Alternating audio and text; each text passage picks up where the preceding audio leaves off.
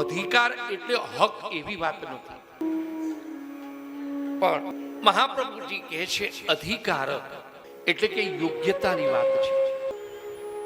એટલે પ્રથમ અધ્યાય સ્કંદ જે છે એમાં વક્તા અને શ્રોતા કોણ કેવો અધિકારી છે, કેવો વક્તા અને કેવો શ્રોતા, એના 3 વિભાગ મહાપ્રભુજી બતાવે છે. આચાર્ય ચરણ વલ્લભ ઉત્તમાધિકારી, મધ્યમાધિકારી અને હીનાધિકારી. એમાં ઉત્તમાધિકારીમાં શ્રોતા અને વક્તા, એમાં શ્રોતા તરીકે પરીક્ષિત મહારાજ અને વક્તા તરીકે સુખદેવજી મહારાજ છે. આ 3 કેટેગરીઓ બતાવે છે. આ બંને જણા એક વક્તા તરીકે ઉત્તમ છે, એક શ્રોતા તરીકે ઉત્તમ છે.